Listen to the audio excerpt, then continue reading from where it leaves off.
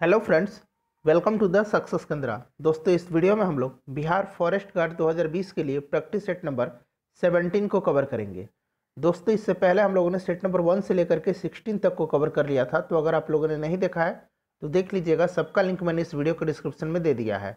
Channel पर पहली बार आया है तो सब्सक्राइब कर लीजिए और बेल आइकन को जरूर दबा लीजिएगा, ताकि जब भी बिहार फॉरेस्ट गार्ड से संबंधित कोई भी वीडियो अपलोड किया जाए उसका नोटिफिकेशन सबसे पहले आपके पास पहुँच जाए। तो चलिए फ्रेंड्स, बिना देरी की आज का सेशन स्टार्ट करते हैं। वीडियो पसंद आएगी तो वीडियो को लाइक और शेयर जरूर कर दीजिए। फ्रेंड्स, आज का पहला प्रश्न देखिए, करंट अफेयर्स का क्वेश्चन है। केंद्र सरकार ने हाल में 22वें विधि आयोग का गठन किया है। विधि आयोग के संदर्भ में दिए गए निम्नलिखित कथनों में से कौन सा कथन सत्य है? तो ये 3 कथन दिए गए हैं, तीनों कथन को एक एक करके पढ़िए और इनमें से बताइए कि कौन सा कथन सत्य है। पहला कथन है कि यह एक संवैधानिक संस्था है। ये गलत है, ध्यान रखिएगा। यह न तो संवैधानिक निकाय है और न ही वैधानिक निकाय है। उसके बाद, एक विधि आयोग का कार्यकाल 3 वर्षों का होता है। बिल्कुल करेक्ट है। भारत में प्रथम विधि आयोग 1955 में गठित किया गया था। ये भी सही है। तो दूसरा और तीसरा जो कथन है ये बिल्कुल करेक्ट है। तो यहाँ पे आप आंसर में देख लीजिए, सही क्या हो जाएगा, दूसरा और तीसरा, यानी कि 3 नंबर सही आंसर हो जाएगा। नेक्स्ट क्वेश्चन देखिएगा। नेक्स्ट क्वेश्चन है कि निम्नलिखित में से किस देश ने मार्च 2020 के लिए संयुक्त राष्ट्र सुरक्षा परिषद की अध्यक्षता संभाली है? किस देश ने मार्च 2020 के लिए संयुक्त राष्ट्र सुरक्षा परिषद की अध्यक्षता संभाली है? तो फ्रेंड्स, ये संभाला है किसने? चीन ने। और ध्यान रखिएगा, चीन जो है इंपॉर्टेंट है, आपको याद रखना है, संयुक्त राष्ट्र का अस्थायी सदस्य है। ठीक है, अस्थायी सदस्य। टोटल कितने अस्थायी सदस्य हैं? 5 अस्थायी सदस्य हैं, जिनमें से चीन भी है। भारत अस्थायी सदस्य नहीं है, इस बात का ध्यान रखिएगा। नेक्स्ट क्वेश्चन है कि वायु गुणवत्ता निगरानी स्टेशन स्थापित करने के लिए CPCB, ठीक है, CPCB, इसको हिंदी में क्या कहते हैं? इसको हिंदी में कहा जाएगा केंद्रीय प्रदूषण नियंत्रण बोर्ड। ठीक है, CPCB, ठीक है, के साथ किसने समझौता किया है? तो फ्रेंड्स, इसके साथ समझौता किया है NTPC ने। ऑप्शन नंबर 4 जो होगा सही आंसर इसका हो जाएगा NTPC ने। नेक्स्ट क्वेश्चन देखिए कि मिस दिवा यूनिवर्स 2020 का खिताब किसने जीता है? मोस्ट इंपॉर्टेंट क्वेश्चन है। तो मिस दिवा यूनिवर्स 2020 का खिताब जीता है एडलिन कैस्टेलिनो, यानी कि ऑप्शन नंबर 2 जो होगा सही आंसर हो जाएगा। ये मंगलौर की रहने वाली हैं। कहाँ की हैं फ्रेंड्स? ये मंगलौर यानी कि कर्नाटक की रहने वाली हैं, ध्यान रखिएगा। अगला क्वेश्चन देखिएगा कि दुनिया का पहला बुलेट प्रूफ हेलमेट किसने विकसित किया है? इंपॉर्टेंट क्वेश्चन है। तो इसको विकसित किया है भारतीय सेना के मेजर अनूप मिश्रा ने। ऑप्शन नंबर 4 सही आंसर हो जाएगा। नेक्स्ट क्वेश्चन है कि 2020 ऑस्ट्रेलियन ओपन पुरुष एकल का खिताब किसने जीता है? तो फ्रेंड्स, पुरुष एकल का खिताब जीता है नोवाक जोकोविच ने। अगर महिला एकल का खिताब पूछा जाए तो याद रखिएगा, महिला एकल का खिताब सोफिया केनिन ने जीता है ऑस्ट्रेलियन ओपन में। अगला क्वेश्चन देखिएगा। नेक्स्ट क्वेश्चन है इतिहास का। क्वेश्चन नंबर 7 है कि कौन सा प्राचीन भारतीय ग्रंथ दार्शनिक ग्रंथ माना जाता है? इंपॉर्टेंट क्वेश्चन है। तो ये कौन सा माना जाता है? ये माना जाता है किसको फ्रेंड्स? ध्यान रखिएगा, उपनिषद को माना जाता है। उपनिषद को दार्शनिक ग्रंथ माना जाता है। इसमें दार्शनिक भावों का वर्णन किया गया है। नेक्स्ट क्वेश्चन है कि हिंदू विधि को किसने सर्वप्रथम संहिताबद्ध किया? फ्रेंड्स, इससे पहले हम लोगों ने सेट नंबर 1 से लेकर के 16 तक को कवर किया था और साथ ही साथ 2 प्रीवियस ईयर क्वेश्चन पेपर्स को भी हमने डिस्कस किया है। तो अगर आप लोगों ने नहीं देखा है तो देख लीजिएगा, सबका लिंक मैंने डिस्क्रिप्शन में दे दिया है। तो देखिए, हिंदू विधि को सर्वप्रथम संहिताबद्ध किया था मनु ने। ऑप्शन नंबर 4 सही आंसर इसका हो जाएगा। नेक्स्ट क्वेश्चन देखिए कि किस सिख गुरु, यहाँ गुरु कर लीजिए, किस सिख गुरु की इस्लाम धर्म न ग्रहण करने के कारण औरंगजेब ने हत्या करवा दी थी? तो ये भी प्रश्न इंपॉर्टेंट है। तो गुरु तेग बहादुर की, ठीक है, गुरु तेग बहादुर की। ऑप्शन नंबर 3 जो होगा सही आंसर हो जाएगा। सिख गुरु तेग बहादुर ने औरंगजेब को धार्मिक नीति का विरोध किया और किसानों से निडर रहने को कहा था। इसीलिए औरंगजेब जो है इनसे घबरा गया और उनसे ज़बरदस्ती इस्लाम धर्म स्वीकार करना चाहता था, जिसने इन्होंने स्वीकार करने से मना कर दिया था। नेक्स्ट क्वेश्चन है कि भारत की स्वतंत्रता के समय इंग्लैंड के प्रधानमंत्री कौन थे? ये भी प्रश्न काफ़ी इंपॉर्टेंट है, मोस्ट इंपॉर्टेंट क्वेश्चन है, तो बताइएगा। तो ये क्लीमेंट एटली थे जब भारत आज़ाद हुआ था। तो ऑप्शन नंबर 3 जो होगा सही आंसर हो जाएगा, क्लीमेंट एटली। अगला क्वेश्चन देखिएगा, सुगौली की संधि किसके बीच संपन्न हुई थी? तो देखिए, सुगौली की संधि सबसे पहले ध्यान रखिएगा 1816 में हुई थी और यह अंग्रेजों और गोरखों के बीच में हुई थी। तो सही आंसर इसका हो जाएगा option number east India company, और सही आंसर हो जाएगा इसका ऑप्शन नंबर 1 हो जाएगा, ईस्ट इंडिया और नेपाल के बीच में। ठीक है, ध्यान रखिएगा, ईस्ट इंडिया और नेपाल के बीच में, नेपाल में जो गोरखा लोग हैं और जो अंग्रेज थे, इन्हीं के बीच हुआ था सुगौली की संधि। अगला क्वेश्चन देखिएगा, क्वेश्चन नंबर 12। क्वेश्चन नंबर 12 है कि भारतीय राष्ट्रीय कांग्रेस के सबसे अधिक समय तक अध्यक्ष कौन रहे थे? तो सबसे अधिक समय तक अध्यक्ष रहे थे मौलाना अबुल कलाम आज़ाद। ऑप्शन नंबर 1 सही आंसर हो जाएगा। और सबसे कम उम्र में भी यही राष्ट्रीय कांग्रेस के अध्यक्ष बने थे, इस बात को भी आपको ध्यान रखना होगा। अगला क्वेश्चन देखिए, भूगोल का प्रश्न है। और फ्रेंड्स, वीडियो को एक लाइक और एक शेयर जरूर कर दीजिएगा। आज आपके एग्जाम का आखिरी दिन है और जी जान से आप मेहनत कर लीजिए, जितना पढ़े हैं उसको रिविजन एक बार जरूर कर लीजिएगा। पृथ्वी के वायुमंडल का सबसे बाहरी स्तर कौन सा है? तो पृथ्वी के वायुमंडल का सबसे बाहरी स्तर जो है ये आयनोस्फीयर है, यानी कि आयन मंडल है। आयनोस्फीयर, आयन मंडल, ऑप्शन नंबर 4 सही आंसर हो जाएगा। और सबसे निचला जो परत है उसको क्षोभ मंडल कहा जाता है। नेक्स्ट क्वेश्चन देखिएगा, और एक प्रश्न पूछा जाता है कि वायुयान उड़ाने के लिए सबसे आदर्श मंडल जो है वो कौन सा है? तो समताप मंडल है। ध्यान रखिएगा, समताप मंडल में जो है कोई भी बारिश, बादल, गर्जन, बिजली इत्यादि ये सारी वायुमंडलीय घटनाएं नहीं होती हैं। क्षोभ मंडल में ये सारी घटनाएं होती हैं। ठीक है, तो वायुयान उड़ाने के लिए सबसे आदर्श मंडल कौन सा है? समताप मंडल है। ठीक है, चलिए उसके बाद विषुवत रेखा पर दिन कितने घंटे का होता है?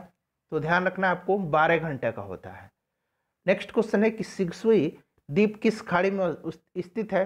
तो सिक्सवी द्वीप जो है यह मैक्सिको की खाड़ी में स्थित है। ऑप्शन नंबर 3 सही आंसर इसका हो जाएगा, मैक्सिको की खाड़ी में स्थित है। 16 नंबर देखिएगा, 16 नंबर प्रश्न है कि निम्नलिखित में से कौन सा भारत का सिलिकॉन वैली के रूप में माना जाता है? तो सिलिकॉन वैली के रूप में बेंगलुरु को जाना जाता है। ऑप्शन नंबर 2 सही आंसर इसका हो जाएगा। ध्यान रखिएगा, इंपॉर्टेंट क्वेश्चन है। नेक्स्ट है कि तेल नदी निम्नलिखित नदियों में से किसकी सहायक नदी है? तो फ्रेंड्स, तेल नदी जो है यह महानदी की सहायक नदी है। ऑप्शन नंबर 4 सही आंसर हो जाएगा, महानदी की सहायक नदी है। और इसी महानदी पर हीराकुंड डैम है। कहाँ? उड़ीसा में। अगला क्वेश्चन देखिए कि बिहार में निम्नलिखित में से कौन सा रेशम यानी कि सिल्क वस्त्र उत्पादक केंद्र है? तो ये आप सभी को पता होगा, भागलपुर है। भागलपुर को बिहार का सिल्क सिटी कहा जाता है, ये भी आप लोग ध्यान रखिएगा। नेक्स्ट क्वेश्चन देखिएगा, क्वेश्चन नंबर 19 है। और फ्रेंड्स, पॉलिटी का प्रश्न है कि भारत के संविधान सभा के अध्यक्ष कौन थे? इंपॉर्टेंट क्वेश्चन है। तो भारत के संविधान सभा के अध्यक्ष कौन थे, ये आपसे पूछा जा रहा है। तो बताइएगा इसका करेक्ट आंसर क्या होगा। तो देखिए, भारत के संविधान सभा का गठन कब हुआ था? तो 1946 में हुई थी, आप सभी को पता होगा। और इसकी जो पहली बैठक हुई थी वो 9 दिसंबर 1946 को हुई थी। कब हुई थी फ्रेंड्स? 9 दिसंबर 1946 को। और इसकी अध्यक्षता किसने किया था? तो इसकी अध्यक्षता किया था डॉक्टर सच्चिदानंद सिन्हा ने। लेकिन ये अस्थायी अध्यक्ष थे। इसके बाद क्या हुआ? 11 दिसंबर 1946 को, 11 दिसंबर 1946 को कांग्रेस के अस्थायी अध्यक्ष चुने गए डॉक्टर राजेंद्र प्रसाद, जो दूसरी बैठक हुई थी उसमें। तो सही आंसर ऑप्शन नंबर 4 हो जाएगा। अगला क्वेश्चन है कि नौकरी में समान अवसर का अधिकार संविधान के किस अनुच्छेद में स्थापित है? तो फ्रेंड्स, ये है अनुच्छेद 16 में। ऑप्शन नंबर 4 जो होगा सही आंसर हो जाएगा, अनुच्छेद 16 में है। ध्यान रखिएगा। उसके बाद अगर बात करें तो 17 में अस्पृश्यता का अंत है, यानी कि छुआछूत का अंत किया गया है। 19 अनुच्छेद 19 जो है यह स्वतंत्रता के अधिकार से संबंधित है। सबको ध्यान रखना है आपको। नेक्स्ट क्वेश्चन देखिए कि निम्नलिखित में से किस संवैधानिक संशोधन के माध्यम से शिक्षा के अधिकार को मौलिक अधिकार बनाया गया? ये भी प्रश्न काफी इंपॉर्टेंट है। तो 86वां संशोधन अधिनियम द्वारा देश में 6 से 14 वर्ष तक के बच्चे के लिए अनिवार्य एवं निःशुल्क शिक्षा को मौलिक अधिकार के रूप में मान्यता देने संबंधी प्रावधान किया गया। इसे अनुच्छेद 21 क में, इसको जो है अनुच्छेद 21 क में रखा गया है। ध्यान रखना है आपको। तो सही आंसर इसका हो जाएगा ऑप्शन नंबर 4, 86वां संविधान संशोधन। नेक्स्ट क्वेश्चन है कि भारतीय संविधान का 356वां अनुच्छेद संबंधित है। तो अनुच्छेद 352, उसके बाद अनुच्छेद 356 और अनुच्छेद 360, ये तीनों जो हैं यह आपातकाल से संबंधित ये अनुच्छेद हैं। 352 में राष्ट्रीय आपातकाल है, 356 में राष्ट्रपति शासन है और 360 में वित्तीय आपातकाल है। ध्यान रखिएगा। तो आपसे 356 पूछा गया, यानी कि राष्ट्रपति शासन। तो देखिए, जम्मू कश्मीर जो है उसमें इस बात का विशेष दर्जा है कि वहाँ राष्ट्रपति शासन नहीं होगा, वहाँ राज्यपाल शासन होता था पहले। ठीक है, तो ऑप्शन 1 जो होगा इस प्रश्न का करेक्ट आंसर हो जाएगा। ठीक है, चलिए बाकी जो आपातकाल लगाना है ये जो है 352 में है। 356 में अभी मैंने बताया कि राष्ट्रपति शासन है और 360 में वित्तीय आपातकाल है। अगला क्वेश्चन देखिएगा, बाकी ये विशेष राज्य का जो दर्जा है ये किसमें है, 370 में है, जो कि अब हटा लिया गया है। ठीक है, तो ये एक प्रकार का एक विशेष दर्जा था कि वहाँ राज्यपाल शासन होगा, राष्ट्रपति शासन नहीं होगा, तो अनुच्छेद 356 के तहत। अगला क्वेश्चन देखिएगा कि महाभियोग के द्वारा किसे ऑफिस से हटाया जा सकता है, तो महाभियोग के द्वारा भारत के राष्ट्रपति को, और ये किस अनुच्छेद में है, तो अनुच्छेद 61 में है, ध्यान रखिएगा। नेक्स्ट क्वेश्चन है कि नौकरियों और शैक्षणिक संस्थाओं में समाज के कमजोर वर्ग के लिए आरक्षण उपलब्ध कराने हेतु केंद्र सरकार को संविधान का कौन सा प्रावधान अधिकार देता है, तो अभी हम लोगों ने पढ़ा था कि आर्टिकल 16। अगला क्वेश्चन देखिए, नेक्स्ट क्वेश्चन है हमारा क्वेश्चन नंबर 25। क्वेश्चन नंबर 25 है कि निम्नलिखित में से कौन संपत्ति के श्रम सिद्धांत से संबंधित है, तो ये है John Locke. Option number 2 correct answer हो जाएगा। किसी देश में मुद्रास्फीति की स्थिति में निम्नलिखित में से कौन सा कथन सही नहीं है, तो इसमें से सही जो नहीं है वो कथन जो 4 दिया गया है वो सही नहीं है। देश में निर्यात अधिक प्रतिस्पर्धी हो जाते हैं, ये जो है सही नहीं है। अगला क्वेश्चन है कि राज्य के ग्रामीण क्षेत्रों में गर्भवती और स्तनपान कराने वाली महिलाओं की पोषण संबंधी जरूरतों को पूरा करने के लिए किस राज्य की सरकार ने मातृपूर्ण योजना शुरू की है। मातृपूर्ण योजना शुरू की है किस राज्य की सरकार ने, तो फ्रेंड्स ध्यान रखिएगा, इसको शुरू किया है कर्नाटक की सरकार ने। ऑप्शन नंबर 2 जो होगा सही आंसर हो जाएगा, कर्नाटक राज्य की सरकार ने इसको शुरू किया है। निम्नलिखित में से कौन कृषि ऋण के क्षेत्र में भारत का सर्वोच्च संस्था है, तो आप सभी को पता होगा ये नाबार्ड है, यानी कि राष्ट्रीय कृषि और ग्रामीण विकास बैंक। ऑप्शन नंबर 2 जो होगा इस प्रश्न का सही आंसर हो जाएगा, नाबार्ड। ध्यान रखिएगा, ठीक है। नाबार्ड की स्थापना कब हुई थी, ये प्रश्न भी पूछा जाता है, तो नाबार्ड की स्थापना 1982 में हुई थी। ठीक है फ्रेंड्स, ध्यान रखिएगा कब हुई थी, 1982 में हुई थी। और अभी वर्तमान में इसके प्रबंध निदेशक हैं गोविंदा राजालू चिंताला, इनका नाम आपको ध्यान रखना है। नाबार्ड का हेडक्वार्टर मुंबई में है। अगला क्वेश्चन है कि भारतीय रिजर्व बैंक की स्थापना रिजर्व बैंक अधिनियम के अंतर्गत किस वर्ष हुई थी। काफी इंपॉर्टेंट क्वेश्चन है। तो देखिए रिजर्व बैंक की स्थापना जो है 1 अप्रैल 1935 में हुई थी, 1 अप्रैल के दिन। और इसका राष्ट्रीयकरण कब हुआ था, तो 1 जनवरी 1949 को। राष्ट्रीयकरण पूछे तो 1 जनवरी 1949 को, और स्थापना पूछे तो 1 अप्रैल 1935 को। वर्तमान में रिजर्व बैंक के गवर्नर कौन है, आप लोग कमेंट करके बताइएगा। रिजर्व बैंक का हेडक्वार्टर मुंबई में है। नेक्स्ट क्वेश्चन देखिए कि समावेशी विकास किस पंचवर्षीय योजना का उद्देश्य था।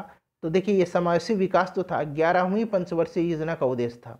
वैसे आपको 12वीं में भी समावेशी का रखा गया था, लेकिन जो मेन लक्ष्य था वो 11वीं पंचवर्षीय योजना में रखा गया था समावेशी विकास का। अगला क्वेश्चन देखिएगा, और 11वीं का कार्यकाल कब से रहा था, 2007 से लेकर के 2012 तक रहा था। ठीक है, ध्यान रखिएगा। अगला क्वेश्चन देखिएगा फ्रेंड्स, 31 से लेकर के 35 तक में, 31 से लेकर के 35 तक में मैथ के प्रश्न हैं और रीजनिंग के प्रश्न हैं। इनको हम लोग सॉल्व नहीं करते हैं क्योंकि वीडियो लंबी हो जाएगी। और अब तक जितने भी हम लोगों ने सेट किया है सबका मैं PDF टेलीग्राम पर कल मैंने दे दिया था, तो आप लोग एक बार कमेंट करके बता दीजिए कि आपको PDF मिला है या फिर नहीं मिला है। जिनको नहीं मिला है वो ज्वाइन कर लें टेलीग्राम, उनको वहाँ पर मिल जाएगा। तो चलिए फ्रेंड्स 56 नंबर क्वेश्चन पर आते हैं। 56 में सामान्य विज्ञान के प्रश्न हैं, यानी कि साइंस के क्वेश्चन हैं। ठीक है फ्रेंड्स, चलिए हाँ यहाँ देखिए प्रश्न है कि निम्नलिखित में से कौन सा एक द्विबीजपत्री का उदाहरण है। एक बीजपत्री और द्विबीजपत्री, तो द्विबीजपत्री का उदाहरण है इसमें से दालें। ऑप्शन नंबर 3 सही आंसर हो जाएगा। अगला क्वेश्चन देखिए कि वह तापमान जिसका पाठ्यांक फ़ारेनहाइट और सेल्सियस दोनों पैमाने पर वही होता है, तो इसका सही आंसर हो जाएगा -40 डिग्री। हम लोगों ने पहले भी शायद इस प्रश्न को कवर किया था, -40 डिग्री। ध्यान रखिएगा, इंपॉर्टेंट क्वेश्चन है। चलिए अगला क्वेश्चन देखिएगा कि निम्नलिखित में से मच्छर किस वर्ग से संबंधित है। मच्छर किस वर्ग से संबंधित है ये आपसे पूछा गया है, इंपॉर्टेंट क्वेश्चन है। तो देखिए मच्छर जो है मैं आपको बता देता हूं, अपने जीवन काल में विभिन्न चरणों में विभिन्न प्रकार के भोजन ग्रहण करते हैं। ठीक है, जैसे ये डिंबक अवस्था में होते हैं वे सूक्ष्म जीवों को खाते हैं। दूसरी अवस्था में ये पौधे के मकरंद ग्रहण करते हैं और इसी प्रकार जब ये जो परिपक्व हो जाते हैं तो विभिन्न जीव को रक्त जो है, खून जो है, ये चूसते हैं। तो आप कह सकते हैं कि यह एक सर्वाहारी है। अगला क्वेश्चन है कि सबसे अधिक अपवर्तनांक वाला आंख का अंग कौन सा है। तो आप सभी को पता होगा कि ये आंख का लेंस जो होता है सबसे ज़्यादा अपवर्तनांक वाला होता है। और नेत्रदान में किसको दान किया जाता है, कॉर्निया को किया जाता है, ये आप ध्यान रखिएगा। उसके बाद देखिएगा 60 नंबर प्रश्न कि ऊष्मा का वैद्युत ऊर्जा में परिवर्तन करने के लिए प्रयोग किया जाता है। तो ऊष्मा का विद्युत ऊर्जा में, तो ऊष्मा का विद्युत ऊर्जा में किसका प्रयोग किया जाएगा, तो ये किया जाएगा थर्मोकपल का। ऑप्शन नंबर 4 सही आंसर हो जाएगा। नेक्स्ट क्वेश्चन है कि बॉल पेन किस सिद्धांत पर काम करता है। इंपॉर्टेंट क्वेश्चन है। तो फ्रेंड्स बॉल पेन जो है यह पृष्ठीय तनाव यानी कि सरफेस टेंशन के सिद्धांत पर कार्य करता है। कॉफी पाउडर में मिलाया जाने वाला चिकोरी पाउडर पेड़ के किस हिस्से से प्राप्त होता है। तो चिकोरी पाउडर जो है ये पेड़ के जड़ से प्राप्त होता है। ध्यान रखिएगा, पेड़ के जड़ से प्राप्त होता है चिकोरी प्लांट से। चिकोरी प्लांट के पेड़ के जड़ जो है उसी से चिकोरी पाउडर प्राप्त होता है। बीजों को किस स्थिति में संरक्षित किया जा सकता है। तो फ्रेंड्स बीजों को कहाँ, तो ठंड और शुष्क स्थिति में। तो यानी कि ऑप्शन नंबर 3 जो होगा इसका करेक्ट आंसर हो जाएगा। ध्यान रखिएगा। 64 नंबर देखिए कि नारियल का कौन सा भाग खाने योग्य होता है। इंपॉर्टेंट क्वेश्चन है। तो नारियल का भ्रूणपोष जो है ये खाने योग्य होता है। उसके बाद नेक्स्ट क्वेश्चन देखिएगा कि निम्नलिखित में से कौन से यौगिक का उपयोग शुष्क के रूप में किया जाता है। तो देखिए शुष्क के रूप में कैल्शियम क्लोराइड और जिप्सम, ध्यान से सुनिएगा, कैल्शियम क्लोराइड, जिप्सम और कैल्शियम हाइड्रोक्साइड का किया जाता है। तो देखिए यहाँ जिप्सम भी दिया हुआ है और कैल्शियम क्लोराइड भी दिया हुआ है। यहाँ देखिए एक बार 2 ऑप्शन रिपीट हो गया है, तो कहीं ना कहीं मिस्टेक हुआ है इस ऑप्शन को बनाने में। तो ध्यान रखिए कि ये दोनों जो हैं शुष्क हैं, ऑप्शन नंबर 2 और ऑप्शन नंबर 3। नेक्स्ट क्वेश्चन है कि निम्नलिखित में से बुझा हुआ चूना कौन सा है। तो फ्रेंड्स बुझा हुआ चूना इसमें से कौन सा है, CaOH का होल ट्वाइस, यानी कि ऑप्शन नंबर 1 जो होगा इसका करेक्ट आंसर हो जाएगा। अगला क्वेश्चन देखिएगा। नेक्स्ट क्वेश्चन है हमारा कि अम्लराज जिसको कि एक्वारेजिया कहा जाता है का मिश्रण होता है। तो देखिए अम्लराज जो होता है यह मिश्रण होता है किसका किसका। तो ध्यान रखिएगा ये मिश्रण होता है, पूरा ऑप्शन मैं आपको दिखा दूं, हाँ, सांद्र हाइड्रोक्लोरिक अम्ल और सांद्र नाइट्रिक अम्ल का। ठीक है, अब आपको दिख रहा होगा सांद्र हाइड्रोक्लोरिक अम्ल और सांद्र नाइट्रिक अम्ल का। देखिए इसमें होता क्या है, 1 भाग नाइट्रिक अम्ल होता है और 3 भाग हाइड्रोक्लोरिक अम्ल होता है। और इसी में सोना को घोला जाता है। सोना पूछे गोल्ड को किस में घोला जाता है, तो एक्वारेजिया में। ध्यान रखिएगा। नेक्स्ट क्वेश्चन देखिएगा कि निम्नलिखित में से कौन सा विलयन श्यान तथा श्वेत फोटोग्राफी में उपयोग होता है। तो ये कौन सा विलयन है फ्रेंड्स, ये विलयन है सिल्वर ब्रोमाइड। कौन सा विलयन है, सिल्वर ब्रोमाइड है, यानी कि ऑप्शन नंबर इसका कितना सही हो जाएगा, 2 जो है सही हो जाएगा, सिल्वर ब्रोमाइड। ठीक है, चलिए अगला क्वेश्चन देखेंगे। नेक्स्ट क्वेश्चन है हमारा कि निकट दृष्टि दोष उत्पन्न होने के कारण क्या है। तो देखिए निकट दृष्टि दोष में क्या होता है, निकट की वस्तुएं तो ठीक दिखाई देती है, साफ दिखाई देती है, स्पष्ट दिखाई देती है, लेकिन दूर की वस्तुएं अस्पष्ट दिखाई नहीं देती है। और इसको दूर कैसे किया जाता है, तो अवतल लेंस का उपयोग करके, अवतल लेंस। ठीक है, ध्यान रखिएगा। और इसमें क्या होता है, निकट दृष्टि दोष उत्पन्न होने का जो प्रमुख कारण है अभिकेंद्र की वक्रता यानी कि कर्वेचर ऑफ आई लेंस अधिक होता है। तो सही आंसर इसका ऑप्शन नंबर कितना हो जाएगा, 1 हो जाएगा। और अवतल दर्पण का उपयोग करके इसको ठीक किया जा सकता है। नेक्स्ट क्वेश्चन है कि सबसे बड़ा श्वेत रुधिराणु कौन सा है। तो सबसे बड़ा श्वेत रुधिराणु जो है यह है मोनोसाइट। इंपॉर्टेंट है, ध्यान रखिएगा, मोनोसाइट यानी कि एक केंद्राणु। दुग्धजनक हार्मोन का स्राव कहाँ पर होता है, दुग्धजनक हार्मोन का स्राव जो है कहाँ पर होता है, तो ये पीयूष ग्रंथि से होता है। ध्यान रखिएगा, पीयूष ग्रंथि से होता है। ठीक है, पीयूष ग्रंथि से होता है। निम्नलिखित में से मानव शरीर का वह कौन सा अंग है जो उसमें जल के संतुलन के लिए उत्तरदायी है। तो यह है गुर्दा। ऑप्शन नंबर 3 सही आंसर हो जाएगा। मानव शरीर की कौन सी ग्रंथि पीयूष ग्रंथि से हार्मोनों के रिसाव का नियंत्रित करती है। तो ध्यान रखिएगा यह है हाइपोथैलेमस ग्रंथि। ऑप्शन नंबर 4 सही आंसर हो जाएगा। हाइपोथैलेमस जो है यह मस्तिष्क का हिस्सा है और यह जो है भूख, प्यास, ताप नियंत्रण, प्यार, घृणा इत्यादि का केंद्र होता है हाइपोथैलेमस। नेक्स्ट क्वेश्चन है कि पुरानी और नष्ट प्राय लाल रक्त कणिकाएं कहाँ नष्ट होती है। तो आप सभी को पता होगा कि यह प्लीहा में नष्ट होती है। और बनती कहाँ है, तो अस्थि मज्जा में बनती है। अगला क्वेश्चन देखिए, अभी तक 4-5 प्रश्न किए लगातार जो हम लोगों ने, काफी इंपॉर्टेंट था। श्वेत प्रकाश को उसके अव्ययी वर्णों में विभाजन क्या कहलाता है, तो ये विक्षेपण कहलाता है। वर्ण विक्षेपण आपने पढ़ा होगा, 7 रंगों में इसमें जो है श्वेत प्रकाश बट जाता है। नेक्स्ट क्वेश्चन है 76 नंबर, और ये पारिस्थितिकी का प्रश्न है, पर्यावरण एवं पारिस्थितिकी का, कि निम्नलिखित में से मुख्यतः कौन सा पारा प्रदूषक करता है। तो पारा प्रदूषक जो है यह करता है CFL लैंप, यानी कि ऑप्शन नंबर 1 जो होगा सही आंसर इसका हो जाएगा, CFL लैंप करता है। उसके बाद है कि ग्रीन हाउस प्रभाव के कारण क्या है, तो आप सभी को पता है कि इसके कारण क्या होता है, पृथ्वी के तापमान में वृद्धि होता है। ऑप्शन नंबर 2 सही आंसर इसका हो जाएगा।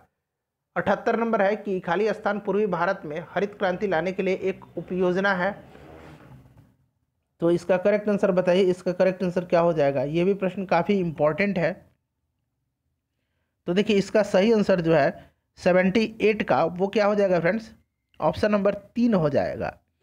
1 मिनट मैं चेक कर लेता हूँ। हाँ, ऑप्शन नंबर 3 हो जाएगा। क्लियर है, राष्ट्रीय कृषि विकास योजना, राष्ट्रीय कृषि विकास योजना। नेक्स्ट क्वेश्चन है कि धुएं तथा कोहरे से बनी वातावरण में मोटी कोहरे की परत पर क्या कहलाती है। तो इसको कहा जाता है क्या फ्रेंड्स, इसको कहा जाता है, इंपॉर्टेंट है ध्यान रखिएगा, इसको कहा जाता है धुंध।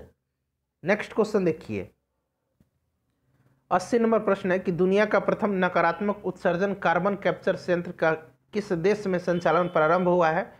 तो नकारात्मक यानी कि निगेटिव उत्सर्जन कार्बन कैप्चर संयंत्र, इसका प्रारंभ आइसलैंड में हुआ है। ऑप्शन नंबर 1 सही आंसर हो जाएगा। फ्रेंड्स 81 से लेकर के, यहाँ देखिए 81 से लेकर के 100 तक में हिंदी के प्रश्न है। तो आइए इसको सॉल्व करते हैं। देखिए यहाँ विलोम शब्द बताना है वृद्धि का। यहाँ कह रहा है कि विलोम शब्द का चयन करके रिक्त स्थानों के लिए उपयुक्त शब्द का चयन करें। तो वृद्धि का विलोम शब्द आपको बताना है, जो अंडरलाइन किया हुआ है। तो वृद्धि का विलोम शब्द जो होता है वो क्या होता है, बताइए क्या होगा, पतन होगा। ऑप्शन नंबर 1 जो होगा सही आंसर हो जाएगा। उसके बाद शुद्ध वर्तनी का चयन करना है, इसमें से कौन सा शुद्ध लिखा हुआ है, तो ये हस्तावलंबन लिखा हुआ है, यानी कि ऑप्शन नंबर 3 जो है सही आंसर इसका हो जाएगा। उसके बाद देखिएगा कि एक सार्थक शब्द बनाना है, यहाँ से सार्थक सेंटेंस बनाना है, शब्द नहीं, इसको पढ़िए और एक सार्थक सेंटेंस बनाना है। ठीक है फ्रेंड्स, तो यहाँ पे आपको सारे ऑप्शन दिख रहे होंगे, थोड़ा सा एडजस्ट कर देता हूँ मैं। हाँ, कह रहा है कि हमारा देश, पहले आपको ये जो मेन सेंटेंस दिया हुआ है, हमारा देश उत्सव और त्योहारों का देश है। अब इन चारों में से आपको इसको सजा के बनाना है ताकि एक सार्थक मतलब एक अनुच्छेद बन जाए, सबको आप मिला दे। तो देखिए इसका जो सही आंसर हो जाएगा मैं बताता हूँ कि हमारा देश उत्सव का त्योहार है, उत्सव और त्योहारों का देश है। उसके बाद कह रहा है कि यहाँ अनेक त्योहार मनाए जाते हैं, यहाँ अनेक त्योहार मनाए जाते हैं। उसके बाद देखिए ये त्योहार जनमानस में उल्लास जगाते हैं और लोगों में देशभक्ति और गौरव का भाव भरते हैं, समन्वय की भावना पैदा करते हैं। तो देखिए एक सार्थक अनुच्छेद बन गया। तो सही आंसर इसका हो जाएगा र य व ल। तो देखिए र सही आंसर इसका हो जाएगा ऑप्शन नंबर 2 र य व ल। नेक्स्ट क्वेश्चन है कि इसका भी बनाना है कि यह हमारा दुर्भाग्य है कि, यह हमारा दुर्भाग्य है कि, तो देखिए इसमें यह हमारा दुर्भाग्य है कि भारतवर्ष में स्वराज होने के बावजूद, भारत में स्वराज होने के बावजूद यहाँ की प्रधान भाषा संस्कृत तथा उसकी विशाल एवं उसके बाद देखिए अनुपम साहित्य संपदा के प्रति अतीव अपेक्षा भाव फैलाया जा रहा है।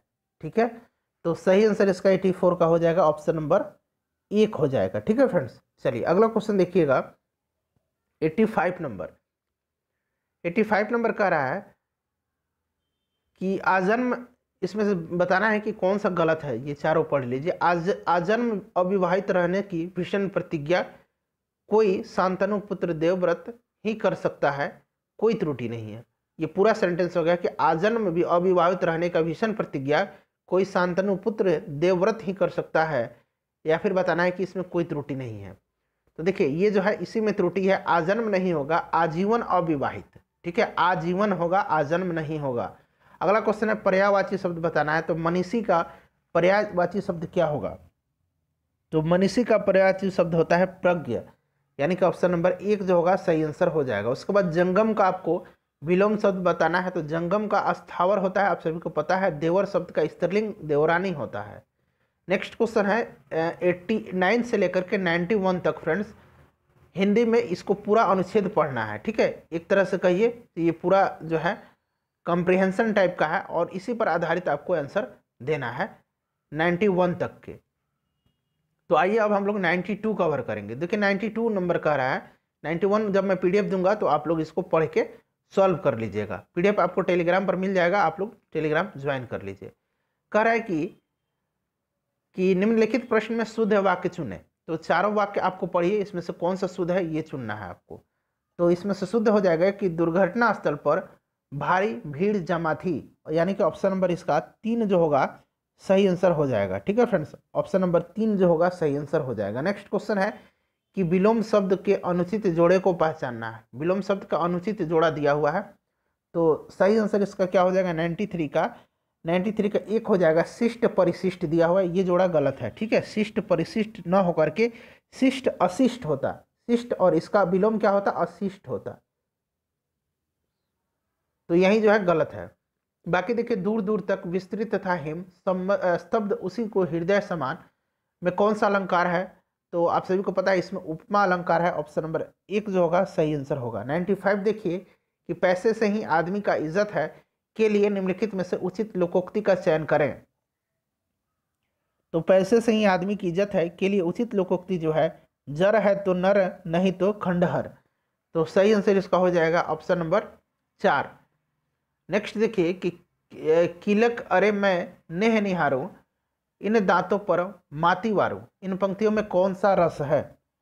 तो इसमें जो है वात्सल्य है, ऑप्शन नंबर 3 सही आंसर हो जाएगा। उसके बाद 97 नंबर देखिए फ्रेंड्स, 97 नंबर है कि खिली हुई हवा आई फिरकी सी आई, खिली हुई हवा आई फिरकी सी आई चली गई में कौन सा अलंकार है?